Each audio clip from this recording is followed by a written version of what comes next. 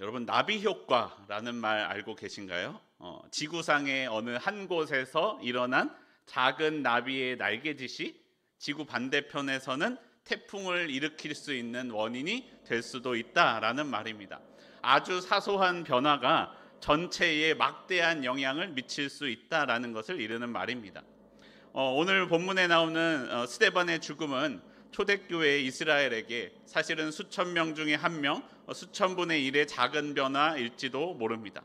하지만 그의 죽음은 교회를 바꾸고 세상을 바꾸게 되었습니다. 포항에 있는 한동대학교 잘 알고 계시죠? 한동대학교의 슬로건이 이것입니다. Why not change the world? 세상을 바꾸자. 어떻게 세상을 바꿀 수 있을 것인가? 우리의 삶도 스데반의 삶과 같이 변화의 바람을 일으킬 수 있을까요? 성령 충만한 스데반의 죽음은 어떻게 초대교회와 사람들 가운데 이런 선한 영향력을 가지고 왔을까요?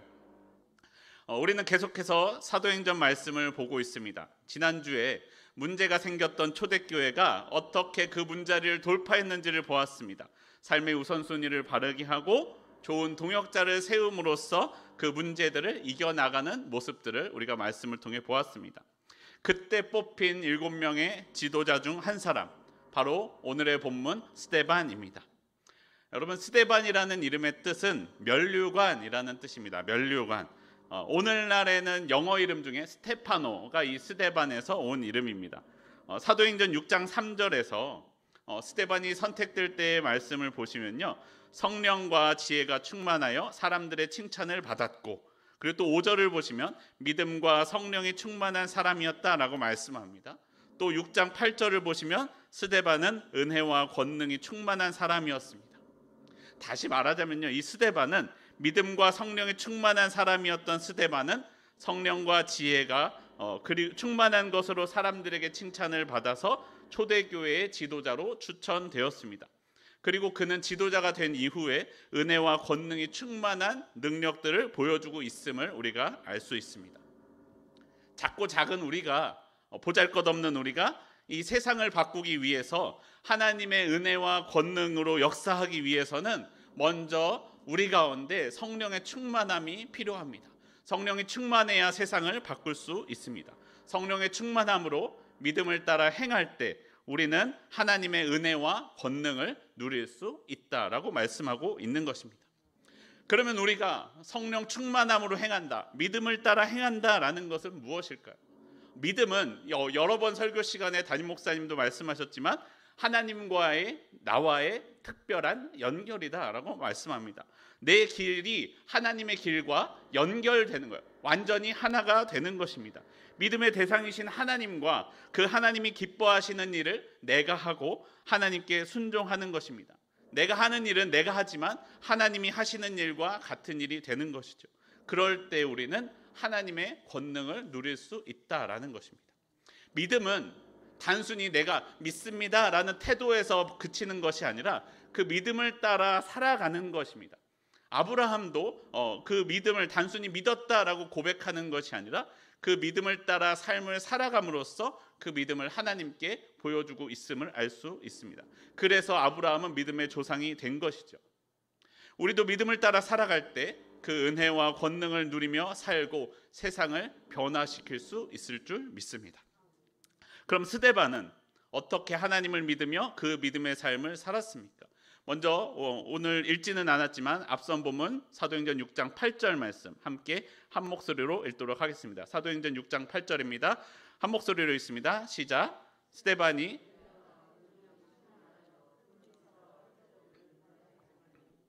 사도행전 6장 초반부를 보시면 아까 말씀드린 것과 같이 초대교회가 문제를 돌파해냈습니다.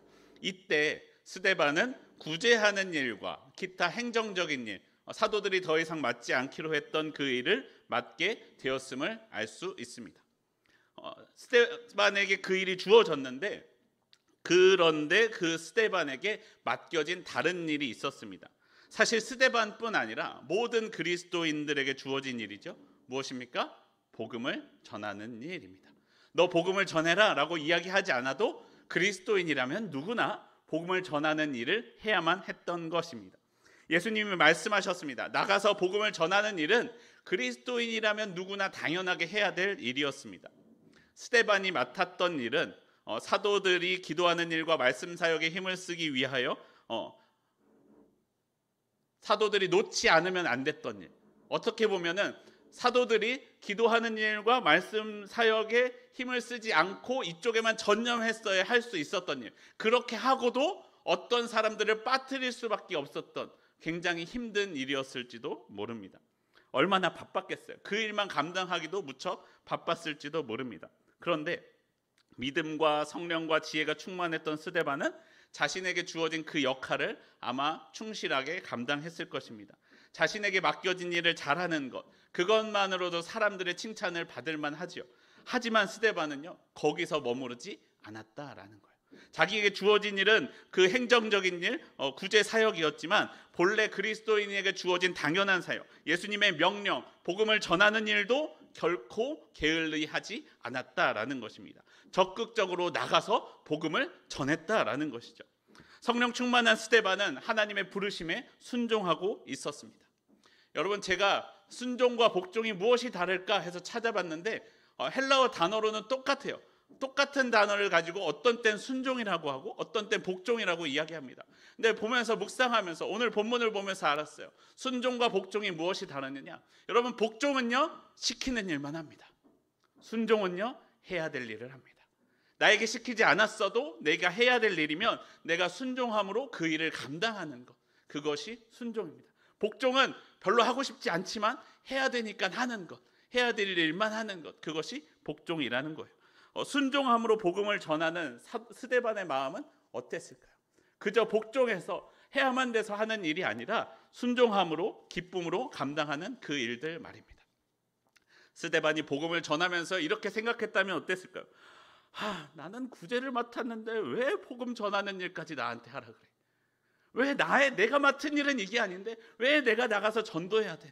자꾸 나가서 사람들에게 복음을 전하라고. 아니, 지금 이 일도 바빠 죽겠는데 왜 자꾸 나에게 이렇게 시켜? 라고 말했다면 스데반의 얼굴이 어땠을까요? 아마 불평불만이 가득했을 거예요. 그런데 스데반은 그 일을 기쁨으로 감당했을 거예요. 그렇기 때문에 6장 15절 말씀을 보시면 복음을 전하는 스데반의 얼굴이 어떻습니까? 그의 얼굴이 천사와 같았다라고 말씀합니다. 저 사람 얼굴을 보니까 도저히 이 세상 사람 같지 않은 평안한 얼굴을 하고 있었다. 그 기쁨으로 복음을 전하고 있었다라고 말씀합니다. 여러분, 우리의 삶은 어떻습니까? 여러분에게 주어진 일, 내게 주어진 일들만 하고 내게 맡겨진 일들만 감당하고 있습니까? 그 일만 하면서도 힘들고 지쳐서 내 입에는 불평과 불만, 왜 내게 주어진 일이 이렇게 많은 거야? 라고 이야기하고 있습니까? 아니면 스데반과 같이 자신에게 주어진 일을 열심으로 감당할 뿐만 아니라 특정해서 자기에게 맡겨지지는 않았지만 자신이 해야 될 일을 찾아서 감당하며 행하고 있으십니까? 그 일을 하면서도 기쁨과 감사가 넘쳐서 누군가 내 얼굴을 보고 너는 왜 기쁘냐? 너는 도저히 기쁠 상황이 아닌 것 같은데 너는 왜 이렇게 기쁜 얼굴을 하고 있느냐? 라고 우리에게 물어볼 만한 상황이십니까? 지금 여러분의 얼굴은 어떠신가요? 예배 시간에 나와야 돼서 별로 기쁘진 않지만 예배 시간에 나와서 앉아 계신가요? 아니면 예배 드리는 일이 정말로 기뻐서 하나님 말씀 듣고 싶어서 이 자리 가운데 나와서 계십니까? 여러분, 핸드폰으로요 성경을 보다 보면요 핸드폰이 이렇게 말씀을 이렇게 읽고 있으면 이게 시간이 지나면 핸드폰 화면이 꺼지잖아요. 그러면 핸드폰 화면이 갑자기 까맣게 될 때가 있어요. 그럼 누가 나와요? 제 얼굴이 나와요. 이렇게 말씀을 이렇게 보다가 핸드폰이 까맣게 되면 제 얼굴이 딱 나오면 가끔 그럴 때가 있어요. 내가 이런 얼굴로 말씀을 보고 있구나. 여러분의 그 말씀을 볼 때의 얼굴은 어떠신가요? 하나님의 말씀을 볼 때에 정말로 기쁨도 있고 감동도 있고 그 말씀이 나의 안에 새겨져서 하나님의 은혜가 넘치는 얼굴이신가요? 아니면 이렇게 괴로워서 봐야 돼서 하고 보는 성경책 말씀이신가요? 여러분, 우리의 얼굴은 순종함으로 기쁨과 감사함이 있는 얼굴이 되어야만 합니다. 복종함으로 불평과 불만이 가득한 얼굴이 되어서는 안 된다라는 것이죠. 얼굴은요 마음의 거울이라고 하죠. 내 얼굴은 내 마음의 표현입니다. 그 마음의 거울인 얼굴이 내가 내 마음속에 계속 담아두었던 그것이 나의 얼굴을 통해 나온다라는 거죠. 여러분의 얼굴이 어떠십니까? 우리는 그렇기 때문에 나의 마음을 다스려야 하고 나의 얼굴을 다스려야 합니다. 미국의 대통령이었던 링컨은 이런 말을 했습니다. 40을 넘긴 사람은 자기 얼굴에 책임을 져야 한다. 마음에 가득한 것이 얼굴로 입 밖으로 나오기 때문에 그렇습니다. 평소에 감사와 기쁨이 가득한 사람은요, 그 얼굴에 그 감사와 기쁨이 남아 있습니다. 쟤를 보면 계속 웃고 있어요. 쟤를 보면 계속 감사해요. 쟤는 도저히 왜 그런지 모르는데 웃고 있어요. 그런데 어떤 사람의 마음에 담긴 것이 불평과 불만이 가득하면요, 얼굴이 어떻게 해요? 울상해요. 쟤는 뭐가 이렇게 화가 나 있는지 모르겠어요. 그 얼굴을 보면 쟤와 마주해서 이야기하고 싶지 않은 얼굴도 있습니다. 여러분, 믿음이 담겨 있는 사람, 성령을 따라 행하는 사람에게는 그 얼굴이 그 얼굴 가운데 하나님이 나타나고 사람들은 그 사람을 통하여 천사의 얼굴을 볼 것입니다. 제가 이제 갓 40을 조금 넘겼는데 저의 얼굴은 어떤가요? 감사가 있는 얼굴 같아 보이시나요? 아니면 불평과 불만이 가득한 얼굴인가요? 제 얼굴을 잘 책임져야 할 것 같습니다. 성령 충만한 스데반은요, 하나님께 순종하였습니다. 복종한 게 아니라 순종했습니다. 스데반처럼 내 삶을 말씀에 주어진 내게 일에 복종하는 것이 아니라 순종하는 삶이 되기를 바랍니다. 내게 주어진 일을 감사함과 기쁨으로 감당하는 삶이 되기를 바랍니다. 그런 사람이 세상을 변화시킬 수 있다라는 것입니다. 진정 성령이 기뻐하시는 일을 할 수 있습니다. 나의 순종을 통해 내 기쁨 가득한 얼굴을 통해 하나님의 역사가 우리 가운데 일어나기를 바랍니다. 스데반이요, 성령 충만해서 복음을 전하자 말씀의 능력이 나타나기 시작합니다. 6장 10절을 보시면 스데반이 지혜와 성령으로 말하는 것을 회당 사람들이 능히 감당하지 못하였습니다. 그래서 어떻게 대항했느냐? 거짓 증인들을 내세워서 스데반을 대항하기 시작합니다. 그런데도 스데반이 하도 능력 있게 말하니까 스데반 정도 되면은 그냥 대제사장이 너 그냥 바로 아웃해도 되는데, 대제사장이 너는 왜 그렇게 말했냐라고 물어보게 돼요. 발언의 기회를 준 거예요. 주지 않았으면 도저히 말을 할 수 없었을 텐데, 그러자 7장 1절부터 스데반에게 이것이 사실이냐라고 묻자 스데반은 7장에 쭉 걸쳐서 긴 설교를 하기 시작합니다. 구약 성경을 전체적으로 훑으면서 이스라엘 그곳에 있는 사람들 가운데 복음을 전하기 시작합니다. 하나님의 복음이 그곳에 있는 사람들 가운데 전해졌습니다. 복음이 전해지니까 그곳 가운데 어떤 역사가 일어났습니까? 사도행전 7장 54절 말씀 함께 보겠습니다. 7장 54절입니다. 한 목소리로 읽습니다. 시작. 하나님의 복음이 선포되자 사람들의 마음이 찔렸습니다. 딱 들으니까 내 마음이 찔렸어요. 감추어졌던 자신들의 죄가 드러났습니다. 죄가 드러나니까 사람들의 반응이 어떻습니까? 스데반을 향해 이를 갈았다라고 이야기합니다. 자신의 죄가 드러나면 어떻게 해야 됩니까? 회개해야죠. 돌이켜야죠. 그런데 그렇게 하지 아니하고 사람들은 자신의 죄가 드러나자 자신의 죄를 들춘 스데반을 향하여 이를 갈고 있습니다. 57절을 보시면 큰 소리를 지르며 귀를 막고 스데반에게 일제히 달려들었다라고 말씀합니다. 여러분, 베드로를 생각해 보십시오. 베드로가 예수님을 처음 만났을 때 그물이 찢어지게 고기를 잡고서 예수님이 메시아이심을 깨달았을 때 베드로는 이렇게 고백했습니다. 누가복음 5장 8절입니다. 시몬 베드로가 이를 보고 예수의 무릎 아래 엎드려 이르되 주여 나를 떠나소서 나는 죄인이로소이다 라고 고백하는 것이 당연한 반응이에요. 내가 죄인입니다. 이 내 죄됨을 어떻게 할 수 있겠습니까? 라고 고백하는 것이 당연한 반응인데, 메시아이신 예수님을 만난 베드로는 자신이 죄인임을 고백하고 있는데 이 사람들은 그렇지 않았다라는 것이에요. 여러분, 스데반은 지난주에 본 것처럼 헬라파 유대인이었습니다. 디아스포라 되었던 해외 2세들 중에 하나였을 것으로 보입니다. 성경이 정확하게 증언해주고 있지는 않지만 아마 사도행전 2장에서 성령 충만한 베드로의 설교를 듣고 회심한 3,000명 중에 하나가 아닐까라고 생각합니다. 스데반도 성령 충만한 말씀을 들었을 때 복음을 듣고 회개하며 예수님을 믿게 된 사람 중 하나였다라는 것입니다. 절기를 맞아 예루살렘으로 와서 절기를 지킬 정도로 경건한 유대인이었던 스데반은 베드로를 통해 예수님의 복음을 듣고 회개하며 돌이켰습니다. 여러분, 성령이 충만하면 성령은 나의 가운데 내 죄를 보게 하십니다. 성령에 순종하여 말씀에 따라 자신의 삶을 회개하며 돌이킬 때 내 안에 충만하신 성령께서 역사하신다라는 것입니다. 하나님의 권능으로 세상을 변화시킬 수 있게 된다라는 것이에요. 하나님은 내게 말씀하십니다. 성령이 깨닫게 하십니다. 내게 말씀하시는 그 하나님의 말씀을 듣고 내가 그 말씀에 순종할 때, 말씀에 내 삶을 비추고 내가 그 말씀에 따라서 내 삶을 변화시킬 때 나를 통해 하나님의 믿음의 역사가 시작된다라고 말씀하고 있는 것입니다. 성령이 나를 움직이신다라는 것입니다. 무리는요, 말씀에 의지하지 않았습니다. 우리는 어디에 의지하고 있느냐?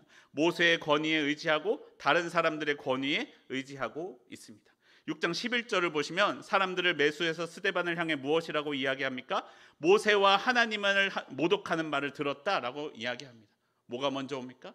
모세가 먼저. 하나님보다 모세가 더 중요한 거예요. 그걸 또 어디서 볼 수 있냐면 6장 14절을 보시면 모세가 우리에게 전해준 규례를 고치는 것에 대해서 분노합니다. 하나님의 말씀을 손대는 것을 화내는 것이 아니라 모세가 전해준 규례를 고치는 것을 화내고 있다는 것이에요.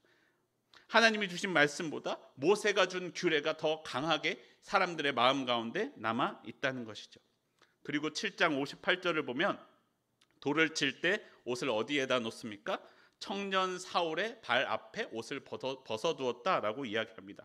이것은 단지 돌을 던질 때 거추장스럽기 때문에 옷을 벗는 행위일 뿐만 아니라 권위 있는 율법학자 가말리엘의 문화에 있던 유력한 사울의 그 권위 앞에 가서 확인하고, 사울 앞에 확인하고 그 옷을 벗어놓고 사울을 증인으로서 확보하고 나 돌 던져도 되겠지 확인하고 가서 들어서 돌을 던지고 있다라고 본다고 주석하고 있더라고요.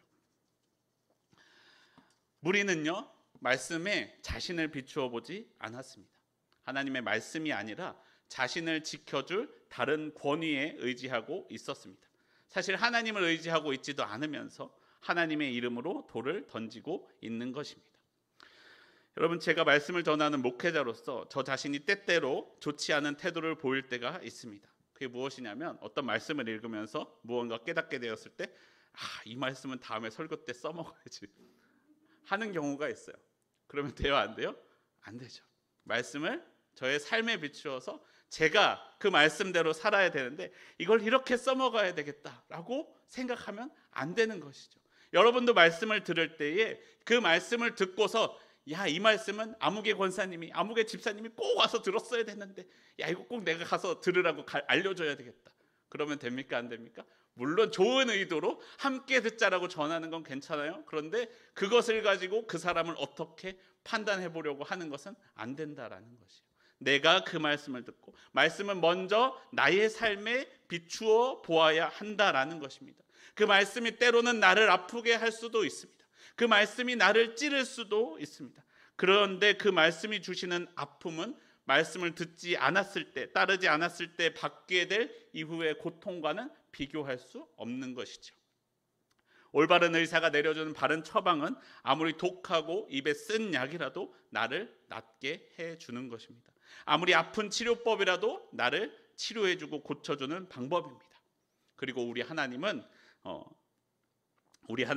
내 영혼의 유일한 치료자이시며 의사이십니다. 누구보다 나를 잘 아시고 누구보다 내 영혼을 잘 알고 계십니다. 나를 치료하시는 영혼의 치료자이십니다. 나를 향한 하나님의 말씀을 듣기를 바랍니다. 그리고 듣고 삶을 돌이켜 회개하시길 바랍니다. 내 삶에 하나님이 기뻐하시는 삶의 방향으로 돌려 하나님의 능력으로 사는 저와 여러분의 삶이 되기를 바랍니다. 성령께서 듣게 하시는 그 말씀, 하나님의 말씀을 듣고 말씀에 순종하여 살아가기를 바랍니다. 말씀에 순종하여 성령 충만할 때 나를 통해 하나님의 역사가 일어나고 세상이 변화되게 될 것입니다. 사람들이 스데반을 향하여 일을 갈 때요, 스데반은요 사람들을 보고 있지 않았습니다. 하늘을 보고 있었습니다. 그곳에서 하나님의 영광과 예수님께서 하나님 우편에 서신 것을 보았습니다. 그들이 큰 소리를 지르며 귀를 막고 스데반을 향해 달려들어 돌로 스데반을 칩니다. 그러자 스데반이 이렇게 말씀합니다. 사도행전 7장 59절과 60절 말씀 함께 한 목소리로 읽겠습니다. 시작. 그들이 돌로 스데반을 치니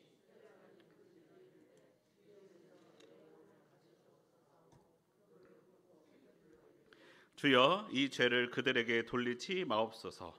이 말을 하고 자니라. 사람은요 보통 죽을 때 자신의 마음속에 담겨 있는 말을 한다고 합니다. 그래서 보통 죽을 때 하는 말을 그 사람의 진실성에 더 가깝다라고 생각합니다. 그런데 오늘 스데반이 죽어가면서 하는 이 말을 들어보십시오. 주 예수여 내 영혼을 받으시옵소서. 그리고 또 말씀합니다. 주여 이 죄를 그들에게 돌리지 마옵소서. 여러분 스데반의 마음을 생각해 보세요. 스데반이 정말 잘못해서 잡혀왔습니까? 죄를 지었습니까? 얼마나 억울했겠어요. 거짓 증인들을 앞세워서 자신을 심판대 앞에 세웠습니다. 자신이 하는 말은 듣지도 않고 귀를 막고 달려듭니다. 스데반을 미워하며 말씀에도 귀를 막고 달려들어 돌로 치기 시작합니다. 스데반은요 그때 그들을 바라보지 않았습니다. 하늘의 하나님을, 예수님을 바라보았습니다. 그리고 예수님이 십자가에서 하셨던 그 기도를 스데반도 지금 하고 있습니다. 십자가에 못 박혀 죽으시면서도 무리를 위해 기도하셨던 예수님의 기도를 스데반도 고백하고 있는 것입니다. 누가복음 23장 34절에 예수님께서 말씀하십니다. 이에 예수께서 이르시되 아버지 저들을 사하여 주옵소서. 자기들이 하는 것을 알지 못함이니이다. 예수님의 용서, 사람으로서는 할 수 없는 그 용서를 스데반이 하고 있는 거예요. 나의 힘으로는 용서할 수 없어요. 내 안에 만나는 미운 사람들, 내 안에 솟아나는 미움들을 나의 힘으로는 용서할 수 없어요. 그런데요 성령께서 내 안에 충만하시면, 내가 그 성령에 순종하면, 그러면 용서할 수 있다는 거예요. 용서하지 못할 사람이 없다는 것입니다. 성령은 우리에게 용서할 능력을 주십니다. 성령 충만한 스데반은 예수님을 바라봄으로써 그들을 용서할 수 있었습니다. 그리고 용서가 그 사람들을 바꿉니다. 58절을 보시면 바울이 나옵니다. 바울이 처음 등장하는 장면입니다. 58절에 나오는 사도 바울의 마음에 이 스데반의 모습이 아마 새겨졌을 거예요. 이때 변화하지는 않았지만 그 변화의 단초가 이때 주어지지 않았겠느냐라고 생각합니다. 세상을 바꾸는 것은요 정죄와 심판이 아니라요 용서였다는 거예요. 스데반이 하나님의 마음으로 용서하자 그것이 예수님의 기쁨이 되었다라는 것입니다. 본문을 보시면요 55절의 표현을 보시면 주목할 만한 재미있는 표현이 하나 나옵니다. 사도행전 7장 55절 말씀 함께 보겠습니다. 시작. 스데반이 성령 충만하여 하늘을 우러러 주목하여 하나님의 영광과 및 예수께서 하나님 우편에 서신 것을 보고. 스데반이 고난 중에 하나님을 바라보았을 때 스데반이 바라본 주님의 모습은 어떻습니까? 스데반은 하나님의 영광을 보았고 또 예수님께서 하나님의 우편에 서신 것을 보았다. 예수님 어디 계세요? 하나님 우편에 앉아 계세요. 그런데 스데반은 어떤 모습을 보았어요? 예수님이 서 계셨어요. 이 장면을 이동원 목사님이 인용하신 주석에서, 사실 어떤 주석인지 찾지 못했는데 그 주석에서는 이렇게 이야기하고 있다고 합니다. 이 귀한 하나님의 사람 스데반의 영혼을 앉아서 받으실 수 없었던 우리 주님은 하나님의 우편에 앉아 계시다가 벌떡 일어서셨다.